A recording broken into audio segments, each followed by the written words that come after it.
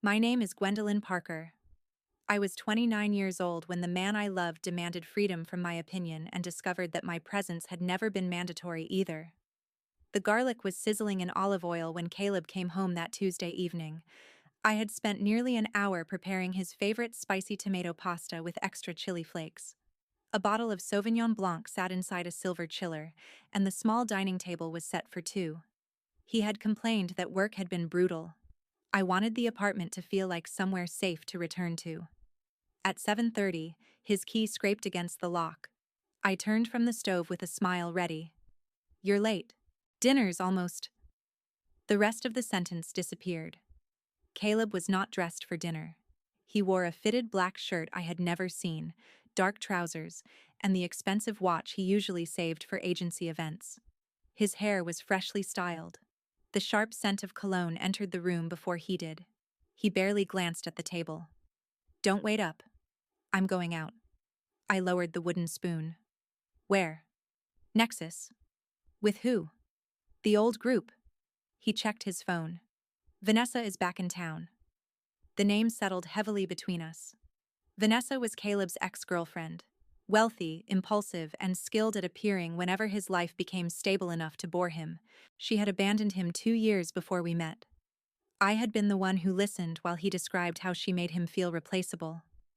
"You're going clubbing with Vanessa?" Caleb sighed. "Not just her. Everyone will be there. We planned a quiet night." "You planned it?"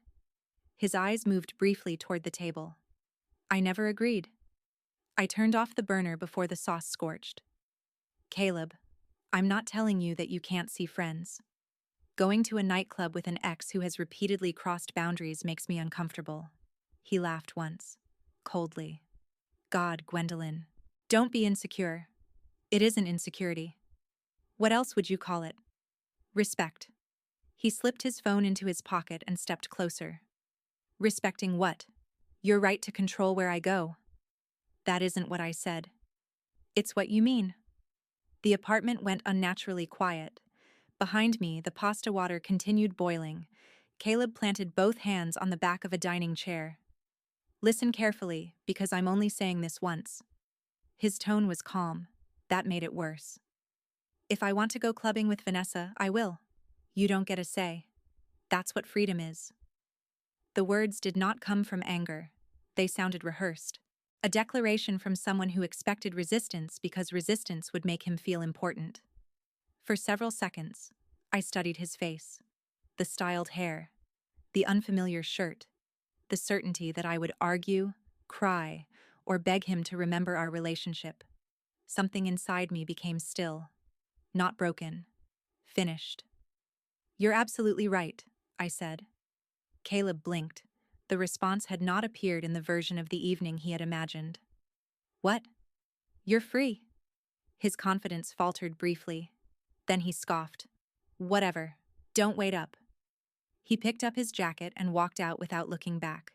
The door slammed hard enough to rattle the framed photograph beside it. I stood alone for 1 full minute. Then I turned off the boiling water. I covered the untouched pasta. I placed the wine back inside the refrigerator. No dishes thrown. No angry messages. No questions about whether Vanessa had helped him choose the shirt. I walked to the bedroom closet and pulled down my suitcase. I packed only what belonged to me. Clothes, laptop, important documents, the watch my grandmother left me. I left the sweater Caleb bought for my birthday and the matching pajamas from Christmas. Those things belonged to the woman who had existed before he opened the door. The apartment lease was in Caleb's name. I had paid half the rent. But legally, there was nothing keeping me there.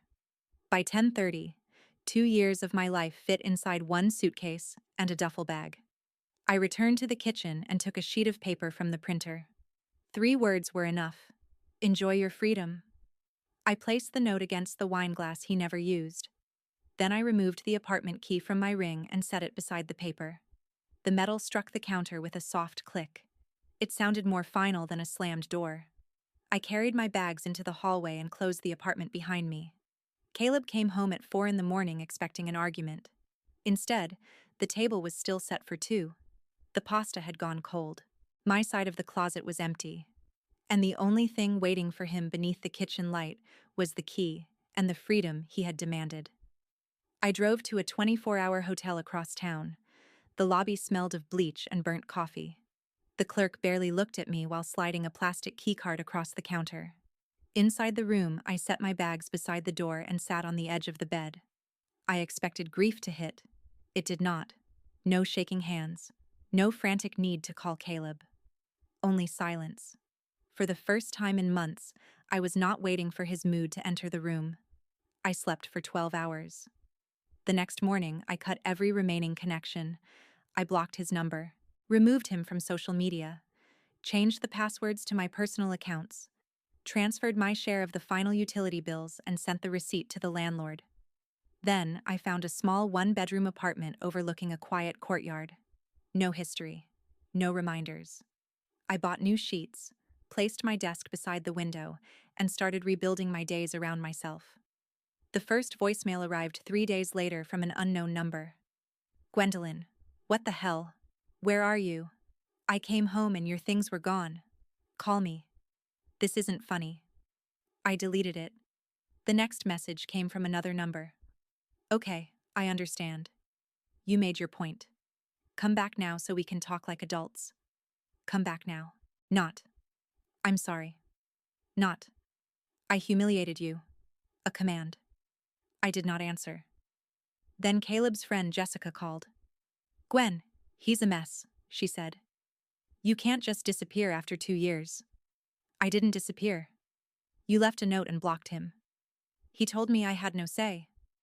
That doesn't mean you end everything. It meant exactly that. Her voice sharpened. This is emotionally abusive. I ended the call and blocked her too. A week later, I heard what happened after Caleb left the apartment that night. A man from my gym knew someone in Vanessa's circle. Apparently, she had not returned to restart their relationship. She was in town for one weekend. She wanted something familiar. Caleb had been convenient. They went home together after the club. By Sunday morning, she was gone. No calls, no messages. When Caleb tried contacting her, she blocked him. The man at the gym gave me an uncomfortable smile. "Sounds like she ghosted him worse than he ghosted you." "I didn't ghost him," I said. "I left a key." The updates continued without me asking. Caleb posted vague messages about betrayal, then deleted them. He told mutual friends I had overreacted because of jealousy. He never mentioned arriving home at 4 in the morning. He never mentioned Vanessa. He never mentioned the sentence he delivered before walking out. My new apartment became quieter each week. I started going to the gym before work. I cooked meals for one without arranging 2-place settings. I opened books I had bought and never read, because Caleb always wanted the television on. The silence stopped feeling empty. It began feeling useful. 1 month after I left, Caleb sent a longer message through email. I know I handled that night badly. Vanessa was a mistake. I was angry because I felt trapped. But 2 years should mean more than one argument. We can fix this. I read it once, then archived it. Another message followed. You know how I get when I feel controlled. Then, you could have fought for us. That sentence almost made me laugh. He had demanded freedom. Now he was angry that I had not chased him into it. By the 3rd month, the apologies became less convincing. I miss you. The apartment feels dead. I can't sleep. You always knew how to calm me down. There it was. He did not miss my opinion. He missed the person who made his chaos easier to live with. I still did not respond. The pleading turned quickly. You're enjoying this. You always wanted to punish me. Vanessa was right. You're cold. Then silence again. 6 months after I left, I was sitting in a cafe working on a client design when an unknown number called. I answered without thinking. "Hello?" A sharp breath. Then Caleb's voice. "Gwen, thank God." I said nothing. "I need to see you." "No. Please." Vanessa meant nothing. I was stupid. "You were clear." "I didn't mean it." "You dressed for it." His breathing changed. "I was testing whether you cared." The sentence settled between us. Testing. As if our relationship had been an examination I had failed by refusing humiliation. I cared, I said. That's why I left. What does that even mean? You told me you wanted freedom from my opinion. Gwen, I gave it to you. His voice cracked. We had 2 years. We did. So that's it? That was it 6 months ago. The pleading disappeared. You're a coward, he snapped. You packed your bags instead of fighting for me. I don't compete with ex-girlfriends. You'll end up alone. I looked around the cafe. Sunlight across the table. My laptop open. Coffee still warm. I'm not alone, I said. I'm just no longer with you. Then I ended the call. A week later, I met Nathan for coffee. He was thoughtful, steady, and never raised his voice to feel powerful. We were laughing about a terrible film when the cafe door opened. Caleb walked in. His eyes found me. Then Nathan. He stopped completely. And for the first time, Caleb saw what freedom looked like when it no longer included him. Nathan noticed the change in my face before he noticed Caleb standing near the cafe entrance. You know him? He asked. Yes. Caleb remained frozen for several seconds, his hand still wrapped around the door handle. He looked thinner than he had 6 months earlier. His hair was longer. His jaw was unshaven. The confidence he once wore like a tailored jacket had faded into something restless and raw. Then he walked toward us. Gwendolyn. I placed my coffee on the table. Caleb. His eyes moved to Nathan. Can we talk privately? No. Nathan stayed quiet. Caleb gave him a tight smile. This is between us. There is no us. A few people at nearby tables began listening. Caleb lowered his voice. I called you last week. I remember. You hung up. The conversation was finished. He looked around the cafe as if searching for the right version of himself to perform. Then his shoulders dropped. Vanessa destroyed me. I said nothing. She used me. She made me think there was still something between us. Then she disappeared. You chose to go. I know. His voice cracked slightly. I know that now. He stepped closer to the table. The apartment feels empty. I lost friends. Everyone thinks I cheated. Did you? His mouth opened, then closed. That's complicated. No, it isn't. Nathan shifted in his chair, but I rested one hand lightly on his wrist. Caleb noticed. His expression hardened. So, this is why you won't talk to me? No. You replaced me. I moved on. 6 months and you're already with someone else? The hypocrisy was almost impressive. You went clubbing with your ex while we were together.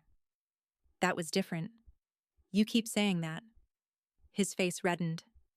I made one mistake. You made a declaration. I was angry. You were dressed before you came home. The cafe grew quieter. Caleb glanced toward the counter. 2 people were watching openly now. He lowered his voice again. I came here to apologize. You came here because Vanessa stopped answering. That's not fair. It's accurate. His jaw tightened. Then his tone softened. Gwen, please. I was scared. I felt trapped. I thought if I pushed you, you'd fight for me. I don't fight for people who walk towards someone else. You knew I loved you. I knew you liked being chosen. The words landed. His face changed. For a moment I saw fear beneath the anger. Not fear of losing me. Fear that I finally understood him. Caleb looked at Nathan. You think she's easy to be with? Nathan answered calmly. I think she deserves respect. Caleb laughed bitterly. She always needs everything her way. I looked at him. I asked you not to go clubbing with your ex. You tried to control me. I left. That was punishment. That was freedom. He went silent. The exact word he had used returned to him without heat, without drama, just fact. His phone buzzed. He ignored it. Then it buzzed again. He checked the screen and the color drained from his face. What? I asked. Nothing. Another notification appeared. Then another. Caleb turned the phone face down, but not before I saw the preview. Vanessa had posted screenshots, messages from Caleb, dozens of them. Some pleading, some angry, some threatening to tell her boyfriend they had slept together if she kept ignoring him. Nathan saw my expression. Caleb reached for the phone. "It's not what it looks like." The sentence drew a quiet laugh from someone at the next table. Caleb turned sharply. A woman near the window was holding up her own phone. The screenshots were already spreading. One caption read, "When freedom becomes harassment." Caleb's breathing quickened. "She's lying." Then the cafe door opened again. A man in a dark jacket stepped inside and scanned the room. "Caleb Mercer?" Caleb froze. The man held up an envelope. "You've been served." Every head turned. Caleb looked at me as if I had arranged it. I had not. That made it worse. The envelope contained a temporary restraining order filed by Vanessa. Caleb's hand began to shake. Nathan stood slowly. Caleb backed away from the table. "This is all because of you," he whispered. "No," I said. "This is because you thought freedom meant nobody could say no to you." His face twisted. Then the process server stepped closer. "Sir, I need you to accept the documents." Caleb looked around the room, at the phones, at the witnesses, at me. And for the first time, there was nowhere left for him to place the blame without everyone seeing him do it. The temporary restraining order silenced Caleb more effectively than any argument ever had. He accepted the envelope with both hands. The process server asked him to confirm his name. Caleb answered quietly. Then he left the cafe without looking back. Nobody followed him. The screenshots continued spreading through our mutual circle for the rest of the afternoon. Vanessa had posted months of messages. Caleb begging her to answer. Caleb accusing her of using him. Caleb threatening to contact her boyfriend. Caleb appearing outside her office after she blocked him.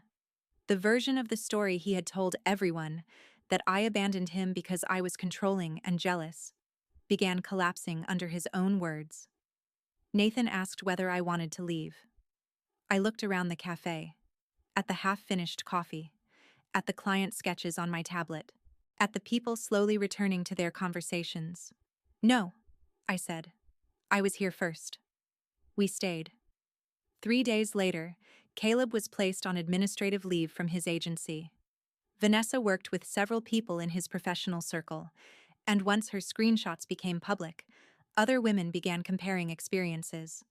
One former coworker produced late-night voice messages. Another showed emails Caleb sent after she rejected drinks. A third described how he had damaged her reputation after she refused to date him. The agency opened a formal investigation. By the end of the month, Caleb was fired. The official notice cited harassment, retaliation, and violations of workplace conduct. His friends became quiet. The same people who had called me dramatic after I left now avoided mentioning him entirely. Jessica sent me one final message. "I didn't know everything. I deleted it." Caleb's mother called from an unknown number. "You destroyed his career," she said. "I didn't work with him." "You pushed Vanessa to expose him." "I haven't spoken to Vanessa. He has nowhere to go." "That is not my responsibility." Her voice cracked. "You loved him." "Yes." "How can you be this cold?" I stopped being available for damage control. She began crying. I ended the call.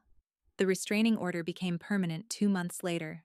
Caleb was ordered not to contact Vanessa, appear near her home or office, or communicate through friends. He obeyed the order. He did not obey the silence. He created new email addresses.